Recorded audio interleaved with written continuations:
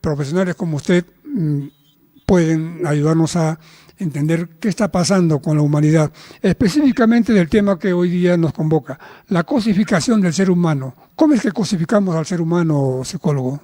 Bien, históricamente se ha dado este proceso nefasto, digamos, de uso del ser humano como objeto privado de derechos, etcétera. Recordemos nada más para tener una fotografía referencial muy potente la época de la esclavitud y que ahora no se ha extinguido, sino ha cambiado y hay distintas formas de Ujú. esclavitud.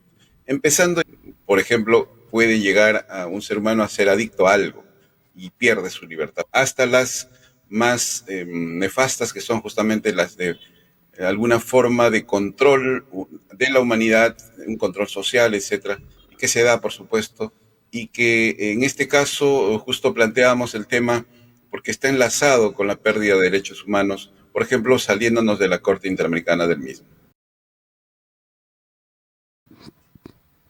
Ahí está una de las maneras de cómo nos tratan y tal vez, psicólogo, y a veces permitimos que eso ocurra, y eso es grave, ¿no? Que nos cosifiquen, que nos tomen ahí como elementos de un tablero y que nos maltraten Cierto, mucho. y esto no es automático y no ocurre de la noche a la mañana, es un proceso gradual. Desde, por ejemplo, robarle la libertad a las personas y la valoración de esa libertad. Mellando la autoestima, por ejemplo, a veces no interviniendo adecuadamente en estilos de crianza saludables, como en todo hogar debería impulsarse, con el no uso de la violencia, por ejemplo, de ningún tipo, pero sí con los castigos saludables que favorezcan a los miembros de la familia, hasta situaciones institucionales como las que estamos viendo también en nuestro país y que atentarían justamente con ese tema, usando de excusa, por supuesto, finalmente de la pérdida de la libertad total, condenado por algún delito como el de violación a menores. Dejo la reflexión quizás para otro momento y qué pasa con aquellos violadores de los derechos humanos, los derechos constitucionales, violadores de nuestra Constitución, por ejemplo. ¿Qué pasa con ellos? También merecerían ese tipo de pena. Yo quiero centrarme básicamente en ese aspecto de la generación de distintas formas de indefensión o de excusas, incluso como las que estamos mencionando, para que los ciudadanos peruanos acepten con resignación una situación tan nefasta como la pérdida de sus derechos. Y eso es muchas veces porque tampoco nos interesamos por conocerlos, me refiero a los derechos, ¿no? A nuestros derechos y también a nuestros deberes. Sí, la población podríamos segmentarlas en distintos grupos. Evidentemente hay grupos de ciudadanos que por su propia situación laboral precaria no se dan el tiempo para poder reflexionar o informarse de estos temas.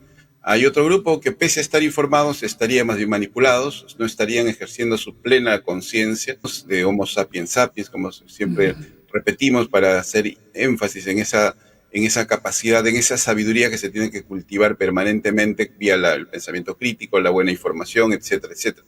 Entonces, evidentemente, la individualidad y colectividad, porque a veces también solamente se pone la balanza hacia la individualidad y se empodera a las personas como individuos, pero se olvida que justamente la naturaleza, la esencia humana como parte de esta, es el ser humano colectivo. Gracias a esa colectividad es que hemos podido evolucionar, hemos podido sucumbir a distintos peligros. Necesitamos unir todas nuestras capacidades para enfrentar distintos problemas realmente graves, como el tema del cambio climático, entre otros, que nos necesitamos como humanidad. Y es tremendo, psicólogo, porque cuando hablamos de cosificación, de repente algunos no tienen claro el concepto. Es decir, el ser humano como cosa. Exacto. Y entonces privado de sus derechos, y eso es lo que se busca, entiendo por esa propuesta incluso de la señora Presidente, de plantear esto, además de ser una cortina de humo. Por supuesto que percibo que también la población ha sabido responder de manera mucho más crítica en comparación a en otra oportunidad donde salió esta situación, esta propuesta. Obviamente cuando las personas se sienten objetos, cuando están libres de derechos, evidentemente pueden hacer abusos enormes de quienes tienen finalmente el poder, el control de muchos aspectos que involucra esto de estar en el gobierno o en el poder. El psicólogo la aconseja, la asesoría, por unos segundos es importante el mensaje del profesional para aquellas personas que tienen temor de expresarse, de sentirse ciudadanos, porque de eso se trata, ¿no? De comenzar a hablar de ciudadanía para exigir derechos y, por supuesto, cumpliendo deberes. Un mensaje suyo, psicólogo, para nuestra ciudadanía, nuestra población peruana. Percibo que como tal, como peruanos, tenemos una cultura ancestral muy fuerte de la familia. Las familias tienen que recuperarse y fortalecerse. Las familias no solo en el sentido de darse un abrazo o compartir una rica cena, que es lo que se viene, entiendo, en las familias, sino también de enriquecerse psicológicamente, es decir, liberarse de algunos traumas que pueden haber sufrido en algún momento de su vida. Y es momento, justamente los traumas no solo se superan individualmente, sino colectivamente, en familia, cuando se hablan las cosas, sin tabúes, sin temores. Y hay arrepentimientos, hay cambios, por supuesto, para que las familias se fortalezcan. Y entonces, como familias fortalecidas, van a poder disfrutar de la sinergia que hacen los colectivos humanos. Es decir, el apoyo mutuo, el crecimiento mutuo en todos los aspectos del desarrollo humano. Entonces se podrán las familias proyectar hacia su sociedad, hacia cómo está ese entorno, en este caso con altos índices de criminalidad, con alta tasa de desempleo, entre otros problemas sociales de salud y educación.